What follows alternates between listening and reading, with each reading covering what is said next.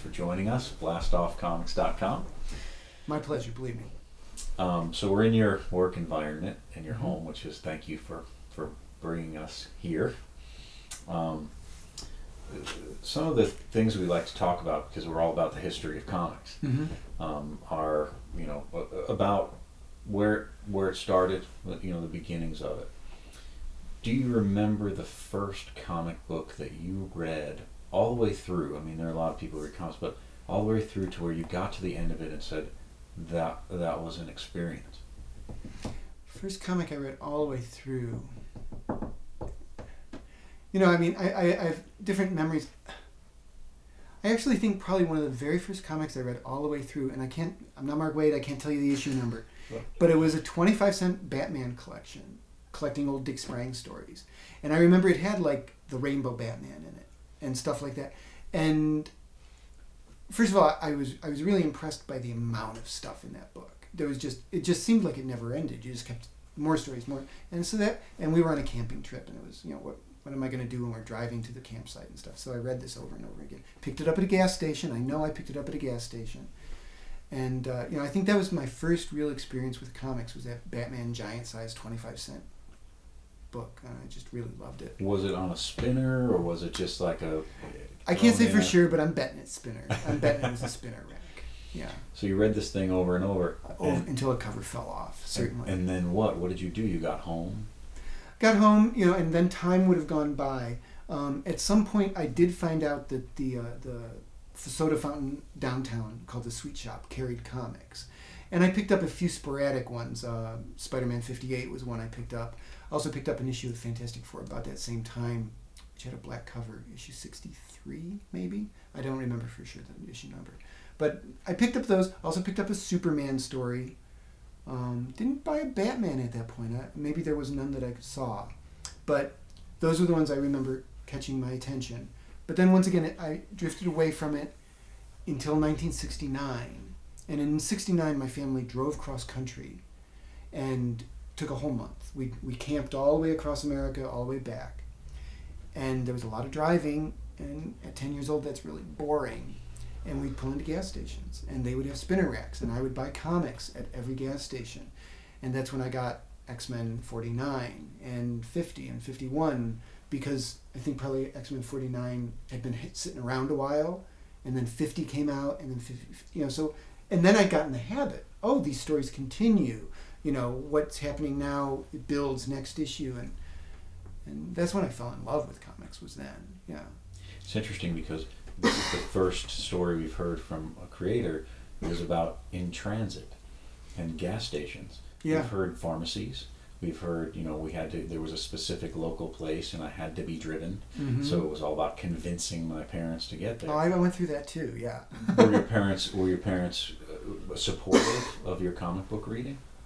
Supportive. I certainly think they thought it was good that I was reading.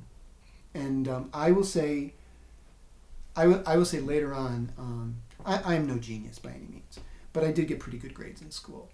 And my mom is convinced that the reason I could retain all this information was I, in my head, could remember what Peter was doing with Mary Jane from issue to issue, even though 4 weeks would go. And not just Peter and Mary Jane, but here's Ben and Reed and Sue, and over here is, the X-Men, and I could keep this all straight in my head. And my mom thinks that helped my grades. So in that sense, she certainly never discouraged me to read comics. And you think that there's a seed there of writing or art for you? Did you think you first started to imagine yourself as a writer or an artist? I think I always imagined myself as a cartoonist. So it was always writing and art. I mean, certainly when I was very young, I draw. And I would draw characters, and then I would draw pin-ups of the characters. And very quickly, though, I started doing stories. I would have those spiral-bound sketchbooks, and I would rule out the pages, and I would draw stories panel by panel. And so I was very quickly into the story, but drawing it, all of that. So. Was that all through high school? Was it? Yeah, and probably even junior high. Ever since about I started reading seriously when I was 10. By the time I was 12, I'm sure I knew this is what I wanted to do. So by the time you were a junior in high school, what were you thinking about? I mean, all the people in high school are thinking, here's where I'm going to go to college, this is what I'm going to do, maybe I'll do this, maybe I'll do that. Well, it was clear I was going to be, I knew I wanted to be a cartoonist at that point. And junior, I think when I was a junior, certainly, there was news of the Joe Kubert School. Because that would have started the year, I would have been in the second class. I went there, but I only went for one of the years. So I would have been in the second graduating class. So when I was a junior, there was news about the Joe Kubert School, and that's where I wanted to go. I did look at 2 other art schools, one in Philadelphia, and where was the other one? I don't remember. But the Kubert School was the one I really wanted to go to. So you had to apply. Yeah, I had to apply, and had samples. I drew up a Metal Men page to show Joe Kubert for one of my samples. I had other stuff, but I drew a brand new Metal Men page to show him. And by this time I knew the size of comics that had to be drawn. When I was much younger, I'd drawn them the size of comics on typing paper and stuff like that. But and I didn't tell you this before, but I told you I sent a story to Marvel. I drew an Ant-Man story on typing paper and sent it to them, and said I was ready to draw for them, except I couldn't draw backgrounds in women. And they sent me a no prize. That was very nice of them. But another time, I noticed when Jack Kirby went to D.C., the first few months he was at D.C., if you wanted to write a letter, you sent it to this address in Sherman Oaks, California. And then, all of a sudden, the letters you would send to New York City. And I noticed they changed the address of where you would contact him. So I drew up a story featuring some of his Fourth World characters on typing paper and sent it to the Sherman Oaks address. And he wrote me back, and he was very kind, because I'm sure it was awful. I'm sure what I sent him was awful. He was very kind about it. He gave me great encouragement, and he sent me a signed copy of Commandi #1. And when you get that sort of response, it kind of cements your path. You know what I mean? Yes. So. Do you still have that? I hope so. I have to say I have not seen it in a long time. But there's a lot of, as you know, disorganization downstairs. Right. So, but I know for the longest time I kept it, and I kept the letter from him. I'm just hoping my mom didn't get to it. You know what I mean? So you really skipped regular college, university. You went directly to art school. Yeah, except, I went to the Joe Kubert School. And in my year at the Joe Kubert School, you have to understand, I went to a small high school, fairly small, and I was the class artist. And then I went to the Kubert School, and there were a lot of artists there. And there were a lot of really good artists there, and there were a lot of artists who were much better than me. And I had a pretty good opinion of my talent, but I knew I was not in their league.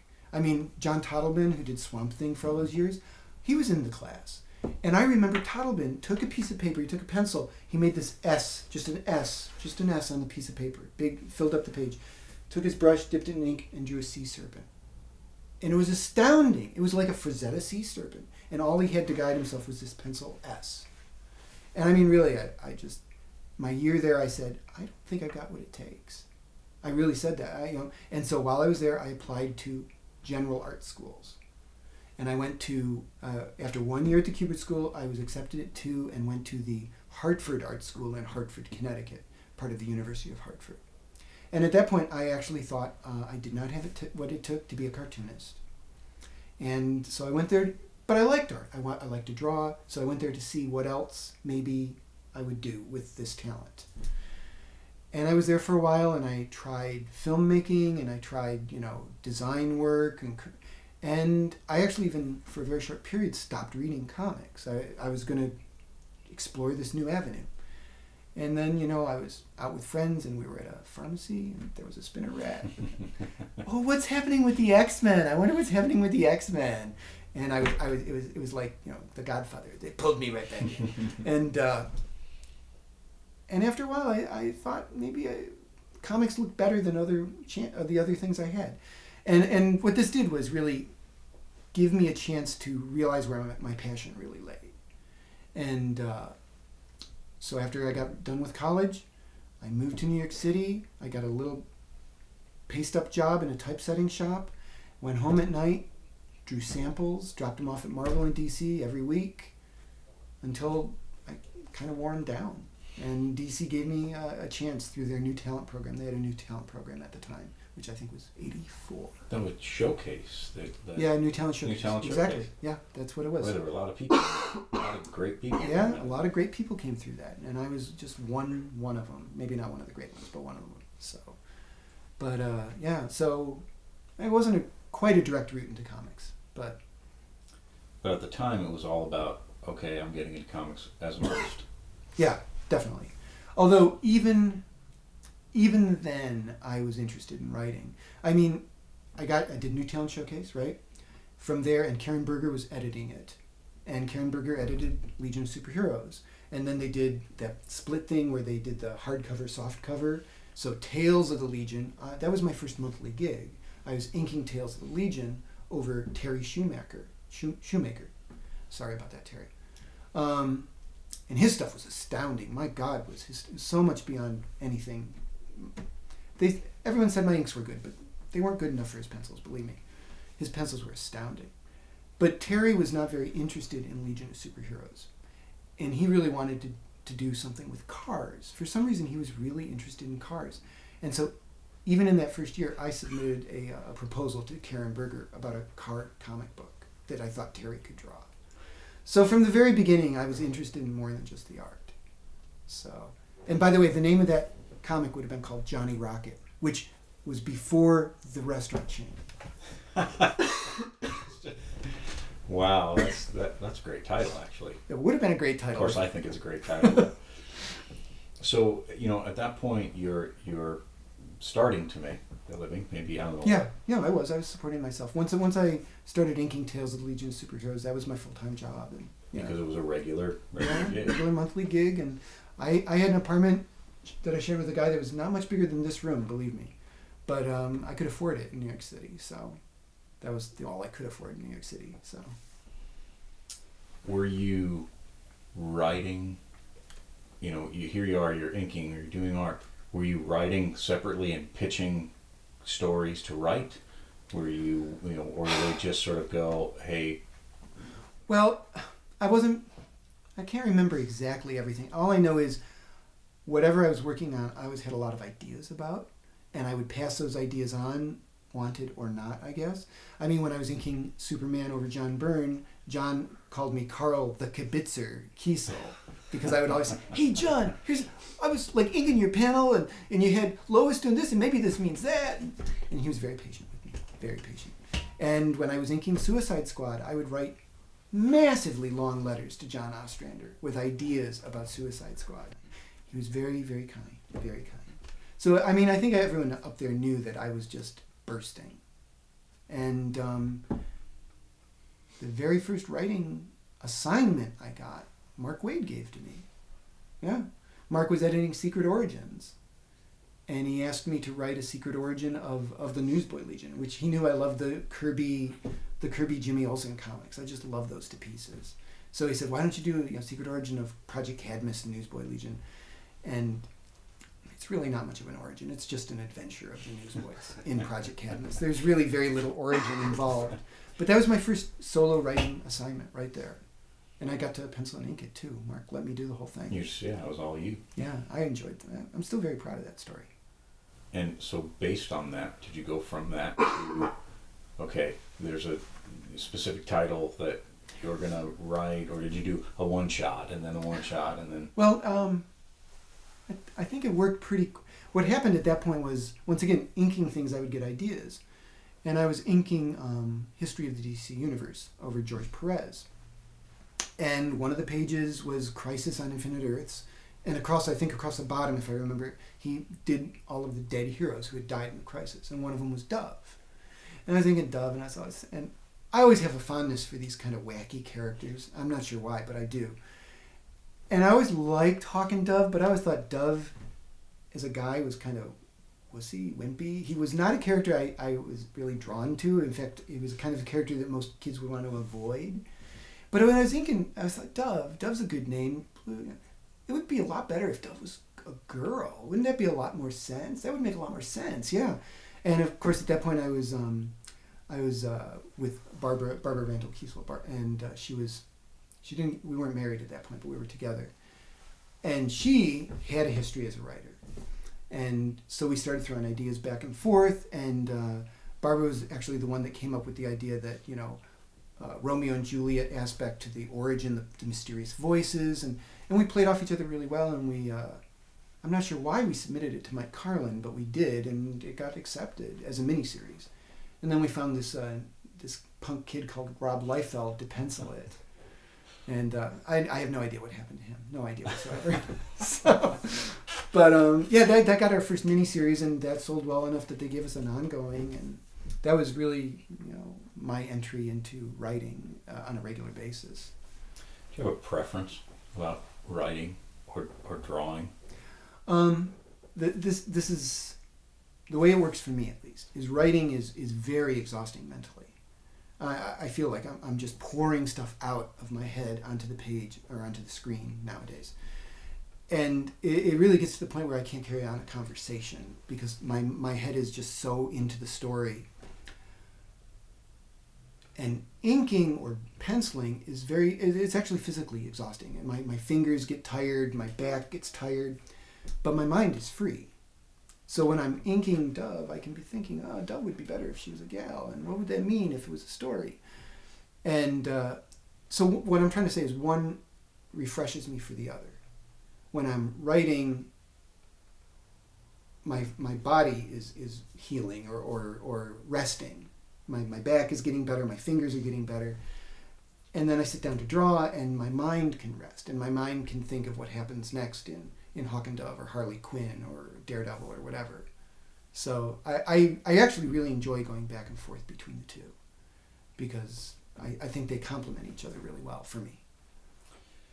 Well, we were talking earlier about your Superman years, mm-hmm. where you were, defining Superman with, Dan Jurgens and people like that. Yeah, I think a guy named Dan Jurgens was involved. Give a shout out. Yeah, I think he was involved.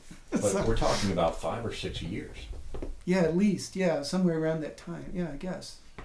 Which is a long time. Nowadays, it seems. Yeah. Yeah. Well, with comics, and you were writing. I wrote a lot during those years. Yes. But you did some art, but it really was you had a stretch of just I'm writing comics and I'm defining this universe, creating Superboy. Doing things that were, I don't know if did you create the Blue Superman? Did you?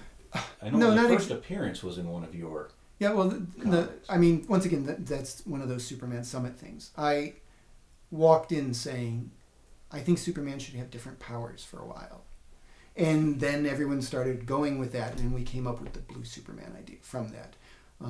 I even didn't have energy powers in mind when I walked into that summit. I just said, I think it'd be fun if Superman had completely new powers, just because we really have never seen, they've done stories, but I thought it'd be really fun to see Superman struggling again, struggling to know what his limits are, struggling to know what I can and can't do. Because Superman is a very confident character. He knows what he can do. And I thought it would be really nice to set him back on square one. So if he woke up one day and his powers were different, I thought that would be a really viable and interesting storyline. Well, it was controversial, but it was also very dramatic, drastic. We see in comics now them making drastic choices, and people going, "Wow, this is crazy." Back then, that was a pretty drastic move to make. Yeah, they gave us new logos and everything. Yeah, so that was cool. It was a lot of fun. But if I remember correctly, I think it was John Bogdanov who came up with the energy ideas, and Ron Frenz designed the outfits. So, there's many hands involved in that. It's fascinating to hear about these super summits because we hear about Marvel now, and Marvel gets together every year, mm-hmm. and they go over the Avengers, and they go over what's happening in the main, team universe. We kind of don't hear about these DC meetings. I'm sure that they have them, but this was way before that. Yeah, well, Carlin, I believe he was the man who started it all. Yeah. And it all happened in New York? Yeah, only one time we didn't meet in New York, when I was involved at least. I can't speak about other years, obviously. And that was the year Dan Jurgens' son Seth was born. So we all went to St. Paul. Oh, that's great. So he could go home at night to help his wife, I'm sure, get through the evenings and nights. That's fabulous. Yeah. So, okay, for me personally, the self-contained miniseries that you've done, two of them specifically talked about Final Night and World's Finest. World's Finest. Now, World's Finest, to me and to many people that I talk to in my stores, it really is extraordinary. It certainly has a hook, which is this happens every year, and there's something that we don't know, that's a secret, that all of that is fascinating. You having to weave in sort of the Busiek Untold Tales of Spider-Man between the panels. Yeah, exactly. What happened between this and that, but weaving these two characters together. Right. What, for you, what is it like to do a series that is self-contained, that it's not affected by the big crossovers that are happening? It's not, nobody's telling you, hey, you have to go this direction, we're using this character so you can't use that character. Right. Is it more like writing a novel, or doing, hey, this is my TV show, and well, of course, I've never done a novel or a TV show, but I have to assume it's like that. Yes. Yeah, and you're working with an artist very closely, right? And it seems like for you with Stuart, it was a very long collaboration on other things, but that particular story, I thought the art was beautiful. Stuart's, again, an astounding artist. It was sort of a poetic kind of story. Where did that come from? Did you? The Final Night. Yes. Once again, it came out of preparing for Superman Summit, where Stuart and I were talking about different ideas, and Stuart is the one who said, Superman's powers come from the sun. What if the sun went out? And my instant response was, that's a hell of a lot bigger than a Superman story. That's a story that affects the whole universe, of the whole DC universe. And so from that, Final Night came out, which I should say was originally called Darkest Night, because we knew Hal Jordan was going to be involved. We knew that. We knew the ending right away, because part of it was the redemption of Hal Jordan was part of the importance of that story. But I believe, if I'm remembering this correctly, we were coming right up on the 10th anniversary of The Dark Knight, Frank Miller's Dark Knight. And DC made the editorial call that they didn't want a confusion between the 10th anniversary of The Dark Knight and a miniseries called The Darkest Night. So they came up with The Final Night, which is a good enough title. Darkest Night is better. Of course, now they would do it just because it would trick people into buying it. I was all in favor of tricking people. I was all in favor of it. So, but yeah, so that's where that idea came out of, and DC was kind enough to set me up with, I forget his name, some science fiction writer who actually told me what would happen if the sun went out, and how the sun itself might react to a sun eater. And now I can't remember the name of the science. He's a well-known science fiction author. Wow. But he's the one who said, well, if the sun goes out, if it's enveloped by the sun eater, that he was the one who said the way it works is the sun would nova almost instantly, very, very quickly, which to me was a great twist to the storyline. And I have to assume, I'm sure this guy knows his science, so. And World's Finest, which was a long story, and Dave Taylor's pencils were wonderful. They were very wonderful, very wonderful. But you also had to work with other artists during that run. Yeah. Because, as with every great artist, Dave was not the fastest, but right. That's because of the quality of his stuff. Yes. So they did bring in different artists and some very good artists too, to fill in the gaps. That's obviously difficult to make that kind of transition. Yeah, but I think they did pick some artists. Jackson Geiss is Jackson Geiss, and he's very good. But the other artists were, I think, tonally very much in matching what was established. So I don't think there's a big break as the shift in tone is what I'm trying to say. And I don't think there's a big shift in tone as the book goes on. Do you think that, I think this, do you think that with trade paperbacks, back then it's like 99 or 2000, something like that. Trade paperbacks were still finding their footing. Yeah, they were. As a story, do you think that it works, these self-contained miniseries, do you think that sometimes they work better when you read them all together in one collected edition? See, that's hard for me to say because I generally still buy the floppies. I enjoy the monthly installments. That was going to be my next question. I came onto Walking Dead a little late, so I bought the first 2 trade paperbacks. But I don't buy the trade paperbacks of Walking Dead. I buy the monthlies. And I enjoy that. I enjoy waiting a month to see what's going to happen next. I know a lot of people who do it the other way, who now wait for the trade paperbacks. Yeah. And I do think there's a lot of people whose stuff probably is written for those nowadays. I think there's a lot of comics being done that will read better as trade paperbacks than as monthly installments. But I enjoy the monthlies still. So. One thing I noticed at Periscope when we were there yesterday was, we interviewed Jeff Barker. Behind him is this great Kubert Tarzan, comic, and there's this extraordinary lion. He's talking about animals and how, how Kubert, and he's talking about Al Williamson. And then we talked to Ron Randall, and he's sitting there and he's talking about Joe Kubert and Joe Kubert School, and he's got Joe Kubert. And then we go and we talk to Steve Lieber, and behind him is an Al Williamson piece, and he's talking about Joe Kubert School. And I'm asking, this is extraordinary how everybody seems to have these roots in Kubert and Williamson, and this sort of fantasy, adventure, sci-fi. Here we are in your workspace, and we're talking about Kubert and your experience in Kubert School. And around us, we've got Steve Canyon. We've got a collection of ray guns, which of course I'm noticing. There's a lot of adventure in here, not just sci-fi adventure, but adventure. Well, I'm a huge fan of adventure. Kniff is my favorite cartoonist of all time. There's Kniff and Kirby, and they're like the 2 gods up there. But I really reading Kniff's work when I was at the Kubert School was the first time I read Kniff's work. It was life-altering to me to read Kniff's work. Because that was honestly the first time I realized you could write gripping comics without superpowers. And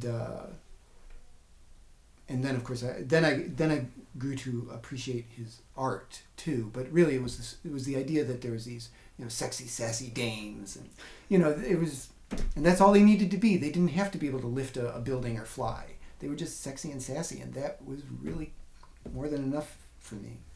Well, it's fascinating because you have made a living with superheroes. Well, that's the genre that sells, isn't it? So, my question for you is, when are we going to get a Karl Kesel adventure comic? Well, of course, what little I've done online has not been superheroes, more or less. I did a self-contained story online called Johnny Zombie, which it's a zombie story. And now Tom Grum and I are redoing Section 0, which to me it's adventure. The main characters have no powers. There are characters with powers, but the main 2 characters are powerless characters. They're more challenges of the unknown characters. I have ideas for westerns that I would love to do. And hopefully, as time goes by, online on madgeniuscomics.com, I will get some of those out there. That's my plan. So do you think that the online forum is a way for you and others like you to do things that you always wanted to do, that the comics in the publishing world, they're not necessarily going to publish a Western? Right, exactly. Or your zombie Western, because you're going to make a zombie Western because you love zombies. I would probably do a zombie Western. Yes, I would. Yeah. No, that's very true. I did, it was like 10 years ago now, I did a 2-part story, which was in the Marvel Universe, but it was a Western. I loved it. I love doing it. It was called Vegas, and it was about a guy who had control over luck powers. And no one read this. But I really enjoyed doing that, and I really thought we'd get a miniseries out of it. But they said, we can't do a Western, you know. So, not at least with me. Maybe if, Jim Lee wanted to do it, or Brian Michael Bendis, I'm sure they could do it and it would sell. But well, in the publishing world, it's, okay, we can't get 9,000 eyes on this. Yeah. So is it worth publishing if we're that low with our, Yeah. how many people are purchasing? Online, you can get 9,000 eyes. You can get 9,000 eyes pretty easy if you're in the right place. If you're in the right, yeah, I would like to think Mark Waid can do that. Yeah, let's roll it out. I will say Section Zero does not get 9,000 eyes, but it would be. I certainly am taking the long picture, the big picture with webcomics, at least my webcomics.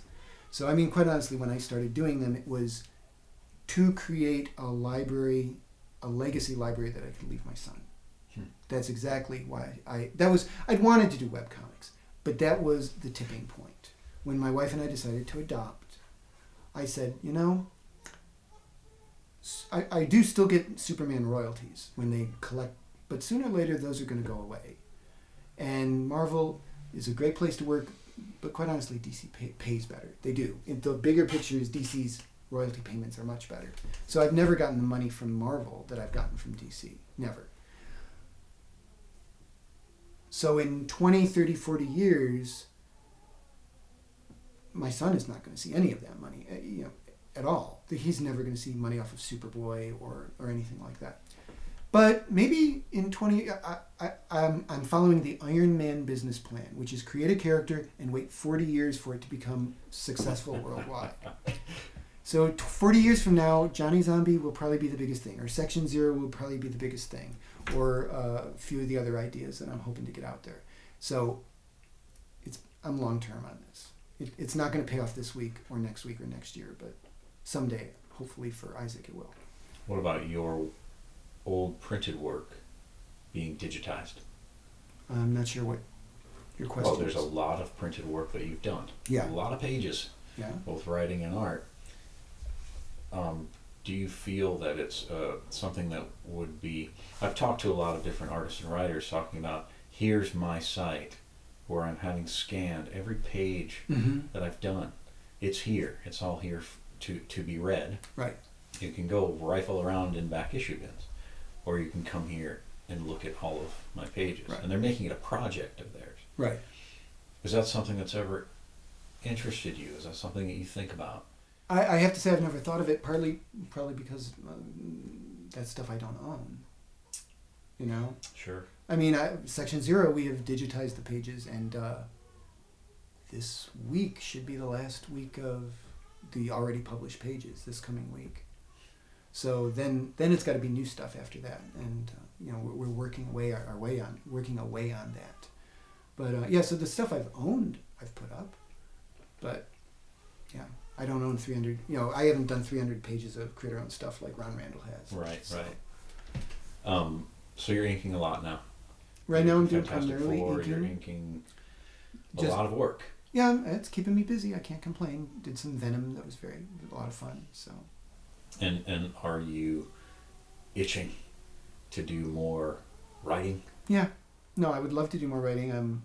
I just actually, one of the editors at Marvel asked me to pitch something, so I'm going to be pitching that. Probably tomorrow I'll work out different pitches to send them on Monday. So it's always, like I said, it's fun to go back and forth. I really enjoy that a lot. And every so often Marvel calls me and asks me to pencil something too, that I always ink myself, because I know I would never trust my stuff to another inker. So. But I enjoy penciling too. I understand my penciling is not the best, but I do enjoy it, and I appreciate it when I get chances to do it. Wow, this has been wonderful. Thank you so much for spending time and inviting us into your workspace. Well, I appreciate you guys coming up, very much so.